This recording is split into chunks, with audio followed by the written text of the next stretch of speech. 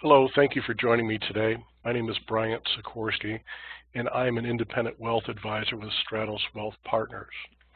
As a wealth advisor, I help clients work toward achieving their financial goals, and I typically do this by providing some sort of planning service, including financial, insurance, retirement income, and education or college savings. I'll also assist them with asset and income protection by utilizing life, disability, and perhaps long-term care insurance.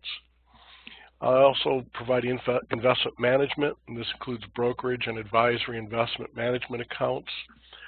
These consist of stocks, bonds, mutual funds, exchange-traded funds. And finally, tax-deferred retirement income strategies, including fixed indexed, and variable annuity products, and personal and business retirement accounts such as IRAs, SEP IRAs, and 401ks. Now today, one of those asset protection products or solutions that we're going to discuss today is on the topic of long-term care planning solutions.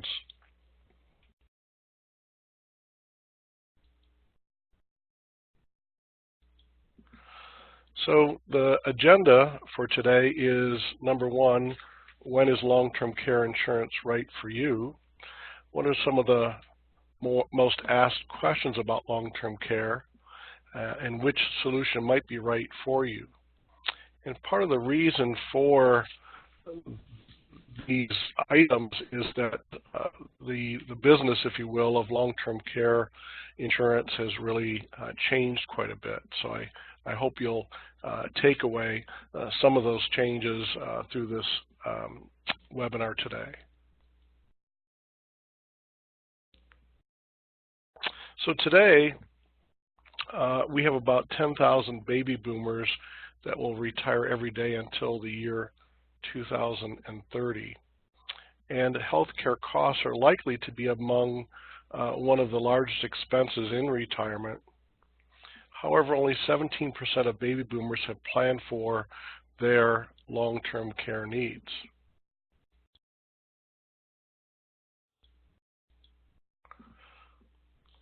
"73% of people say they would not know what to do if they received a call today letting them know that a family member needed long-term care. Over 90% of Americans have not discussed key long-term care topics with their spouses, children, parents, or even their financial advisors. And 59% are uncomfortable even talking about the topic of long-term care with their own family members." So are you aged 50 to 80? Are you someone who has funds set aside as your just-in-case money? Are you concerned about what would happen to you or to your retirement income? Are you concerned about who would take care of you if you needed extended health care? Are you concerned about protecting the amount of money you would like to leave for your loved ones? So if you answered yes to any of these questions, then long-term care insurance might be right for you.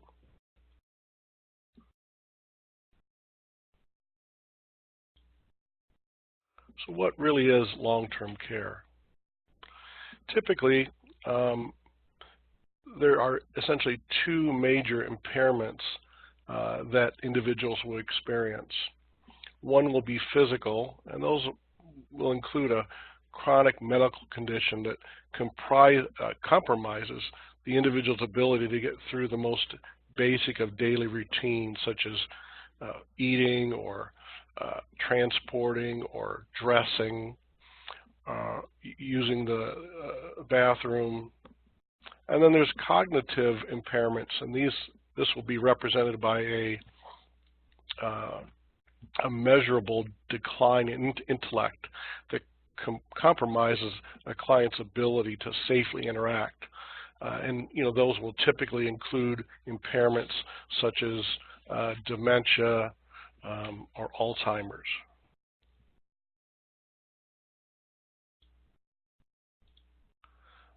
So what triggers long-term care? You may hear of this ADL, this phrase, activities of daily living. And these 7 different items are things that probably most of us take granted every day. But if we're unable to do any one of these, we are essentially compromised from being able to live, if you will, a full life. So how do people and how can people obtain the care that they need? Well, number one, there is home care, and this is actually, surprisingly perhaps, the largest location of care being given, and it's usually provided by an unpaid caregiver, such as a family member or friend, outside homemaker services, and perhaps a nurse, home care aide, or therapist who will come into the home on a periodic basis. Assisted living facilities which provide supervision or assistance with the ADLs. They'll coordinate services that are provided by outside providers. They'll monitor the activities and ensure that health, safety, and well-being are being handled. Nursing homes provide the most comprehensive range of services, and I think what sets them apart in most cases and in most people's minds is the fact that this is done on a 24-hour-a-day supervision basis, as opposed to 8 hours a day or a couple times a week in or out of the home. So if you look at this chart, this was actually assembled in 2011, and it shows that the average cost per year for a private room is about $87,000 a year, for semi-private $78,000, assisted living $41,000, and the average stay is typically 2.5 years. Now these numbers will vary widely depending upon geography, which state you're in, and probably equally, if not more importantly, is the actual town or city that you live in. Typically, rural caregivers are much less expensive than those in metropolitan areas. So we can see that the average cost of home health care is about $21 per hour. Based on 40 hours of care a week, that adds up to about $42,000, and if we multiply that times 4.5 years, that could total $189,000. Likewise, adult day care, which is a bit less comprehensive, is about $70 a day, and if applied on a yearly basis, that could total about $17,500. So this is just kind of a summation of the typical costs of care. We can see home care, adult day care, assisted living, and nursing homes. So as we traverse those different care levels, we can see what the costs are.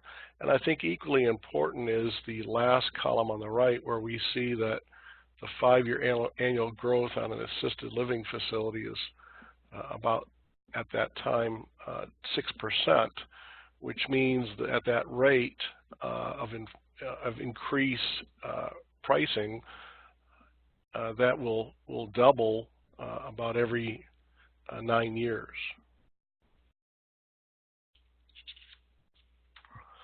So who pays for what?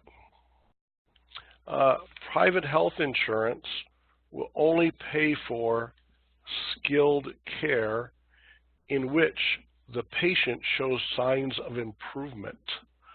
So that's like, you have a medical issue, you go into the hospital.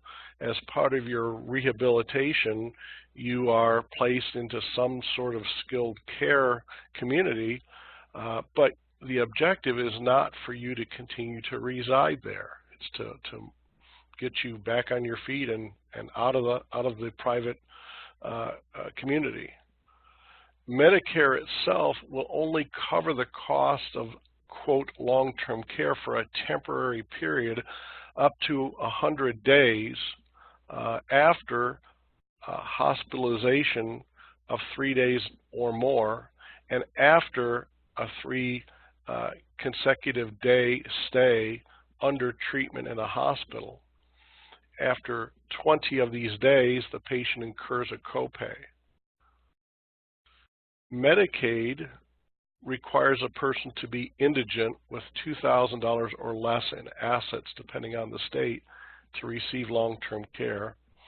And Social Security does not provide any sort of funding whatsoever.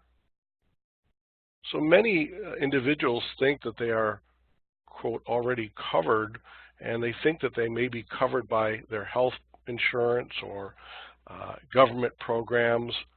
But remember, I think the key on this slide is the commentary about Medicaid, is that with Medicaid, you will need to self-pay for your care until your assets, until your net worth is essentially $2,000 or less.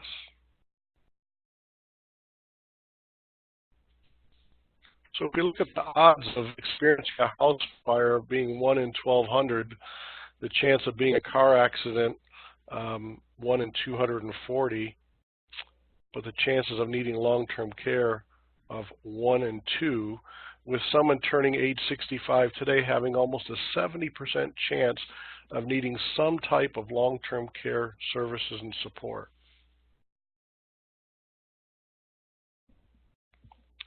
"81% of people today purchasing long-term care coverage are under the age of 65. So I think what a lot of us have a tendency to think about is that we look at long-term care as something that's only going to present itself when we're elderly. But what if we suffer a stroke, or what if we suffer a heart attack, or what if we have a major medical issue? 40% of people needing care today are between the ages of 18 and 60, which, again, a lot of people think only of nursing home care, but that may not always be just the case.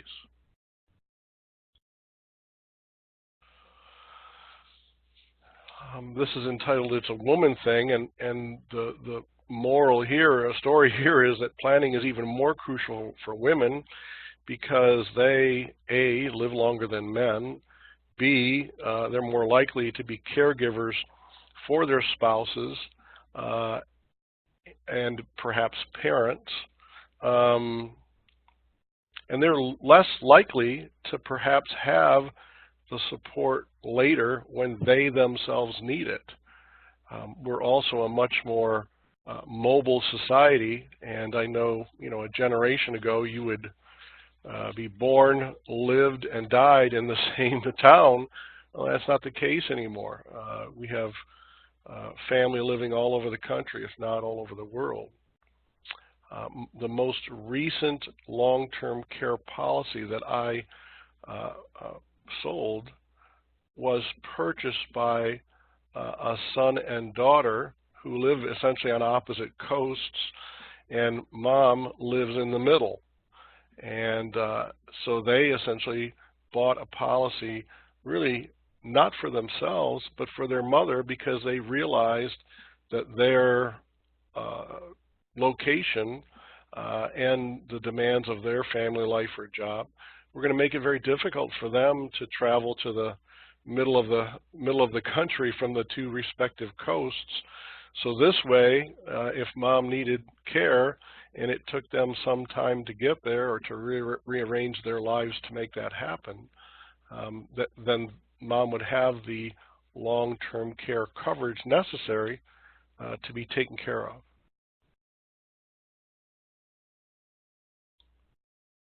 So statistics show that the likelihood of needing some kind of long-term care is very significant.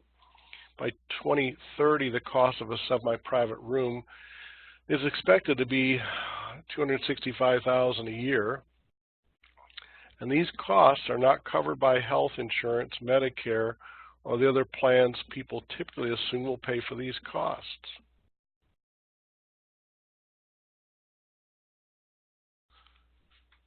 So many people have had an experience with long-term care or knew someone who has. For those of you that have, think of some of these questions. You know, who in your family needed long-term care? Where did they live? How was it paid for? Who provided that care? How long did the person need care? Was the care expected, or was it abruptly perhaps thrust upon you and unexpected? And how did this impact your family? So today, there are a variety of ways to acquire long-term care solutions. And here I'm referring primarily to long-term care insurance. So you're going to see here that I'm going to cover some of these different alternatives, and by doing so, kind of show you how the strategy for acquiring and providing for long-term care and associated services and products have really changed. So if we think about traditional long-term care, it was essentially a lot like homeowners insurance or auto insurance or life insurance, that you paid some kind of premium today in case something tragic or unexpected happened in the future. And so you essentially paid forever, just like you would with your auto insurance or your homeowners insurance or your life insurance.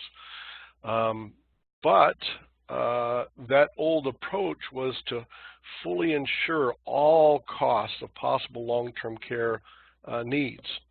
And if we look at this example, assuming $6,000 of monthly long-term care for 5 years with a 5% inflation compounding, the premium for this hypothetical couple here is over $17,000 a year. And I don't know of any client of mine that would want to pay that amount of premium for a plan that offers no return of premium or cash value or death benefit if the care is not needed. So kind of a newer approach is, well, what if we reduce the number of years here instead of 5, only maybe 3, and we reduce the inflation protection from 5% down to 3%. Now we come up with a premium of just a little over $7,000, and even more importantly, as we notice the word shared plans, and that means that instead of in the old plan where each, say, husband and wife had their own bucket of money, for lack of a better word, which could not be shared if one needed care and the other did not, now that benefit can be shared. So if my wife and I have this policy and she needed care but I didn't, and she exceeded, if you want to think about it, kind of her half, I could grant her access to the rest of my half on the anticipation that I'm not going to need care. And then completely a 180 from that is to say, okay, let's say that premium of $7,207 per year is still too expensive. Then we kind of take it from a perspective of, you know, what coverage do you need, to instead, what can you afford? And if you can, you know, only afford $4,740 per year, well, that's going to provide you with $4,500 of monthly long-term care for a 2-year period of time at a 3% inflation compounding. So it's, if you want to think about it, kind of meeting in the middle and saying, I'm not going to pay for every single dollar. It's kind of like auto insurance. Instead of having a $250 deductible, you're going to have a $1,000 deductible. So you're going to take on a little bit more of that risk, but if that risk approaches a number that becomes just cost prohibitive, then that's where long-term care insurance, kicks in. So some people say, well, I'm just going to pay for it myself. But so the question here is, why not just self-insure? So here we have a healthy customer with a $1,500 premium per year for long-term care need. By year 30, the client's long-term care benefits will have grown to over $880,000, which is in that green column. If they were to self-insure and need care, the savings would have only grown to $142,000, which means the difference and the cost of care would need to be paid from additional assets and income. So what this is really showing is that it's really only through the leverage of insurance can you pay a smaller premium today and have a very large benefit very, very quickly. So why don't more individuals buy long-term care insurance?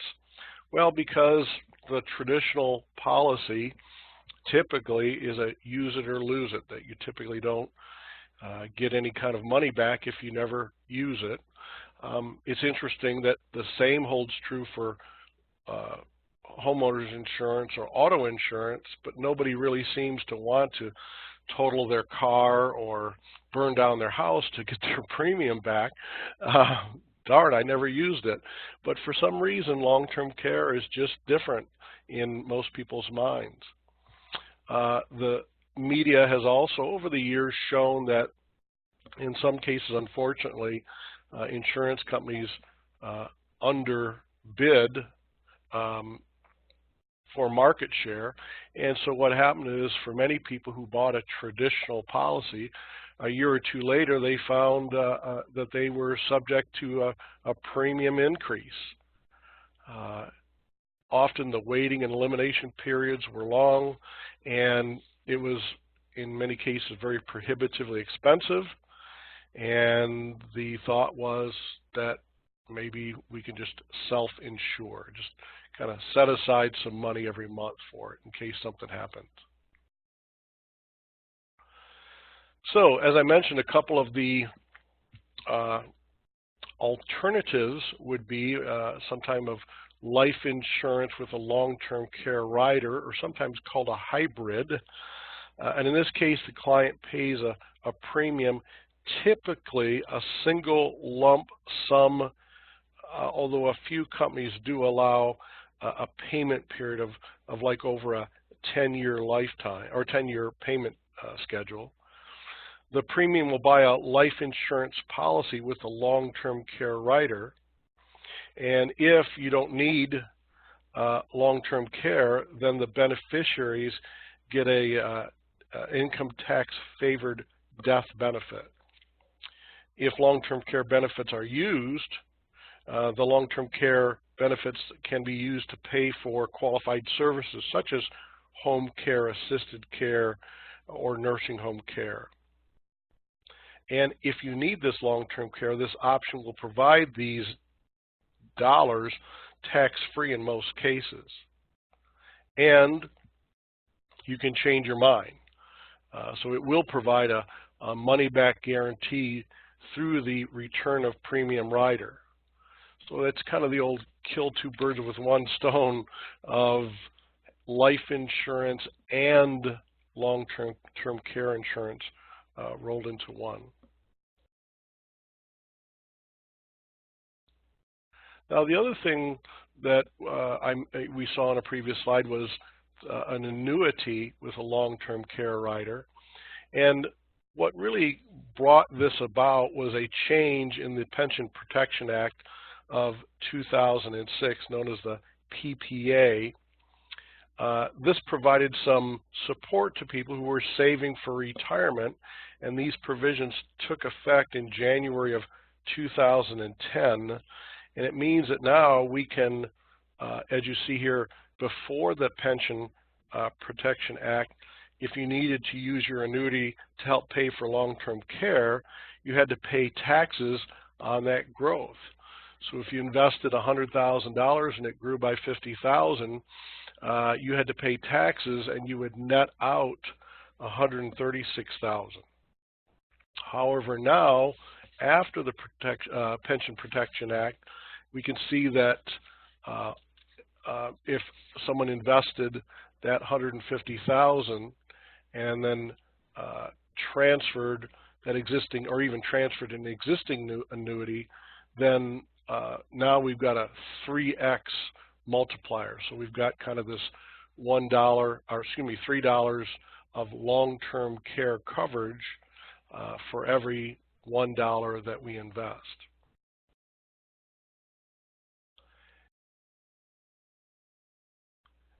So in summary, the likelihood of needing long-term care is quite significant, and the cost of this care can be very financially devastating. It is not covered by health insurance. It's not covered by Medicare after 100 days. It's not covered by Medicaid other than in a skilled nursing facility. It needs to be a piece in an overall financial and retirement consideration. And this insurance could almost be called asset protection insurance, because it's really designed to maintain and to preserve your hard-saved assets if you should need long-term care. So I've popped up on the screen here an example of a hybrid life insurance / long-term care product. This is from Nationwide, and the product is called Care Matters. And so it says essentially here that if you pay a $100,000, or if you invest, if you will, $100,000 in this product, then you can see that you've got this acceleration of your death benefit and an extension of benefit. So essentially, we've created this leverage of money now that we have available, essentially $541,000 available. So we've only invested 100, but we've got, in this case, almost like a 5-fold increase. And the other key component is that we do have a death benefit. So it's kind of like no matter what, no matter if you used, quote, every dime of your long-term care benefit, a beneficiary would receive at least $36,000. So that's kind of, the life insurance approach is really designed for someone who wants to leave some money to somebody, to a beneficiary. Now, if you never use long-term care, you never file claims, your beneficiary will get essentially whatever the kind of quote-unquote residual account value is. Now, conversely, I put up on the slide here a variable annuity with long-term care rider, and this is offered by Lincoln. And we're looking at an example here. In fact, let me back up and see if it shows us the assumptions here. Oh, here we go.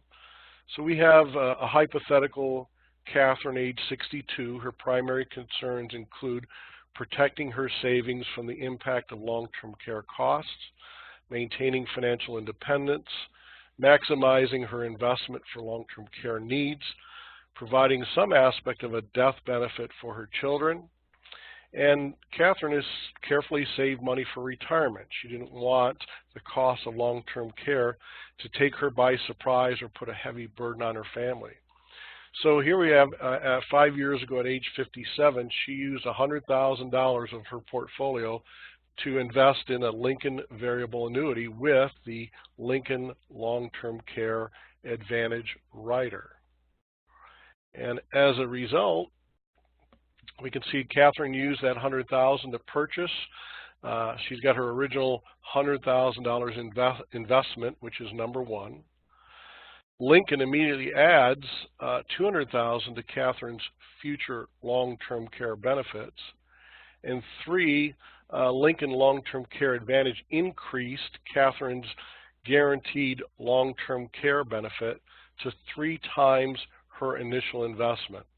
And she'll be able to essentially use this and receive payments over a 6-year timeline, or about $55,000 per year. If for some reason this is never used, Catherine dies suddenly, then her beneficiaries would get whatever the account value is at the time of Catherine's death. So, you know, again, I mentioned that this is giving you a way to kind of cover a couple things. Is one, you know, if you invest in this annuity, you might leave a death benefit to a beneficiary. Two is you've instantly, essentially, tripled your money as far as long-term care coverage goes. Three is you've eliminated that use it or lose it concern, because if you don't use these benefits, it will go to your beneficiary.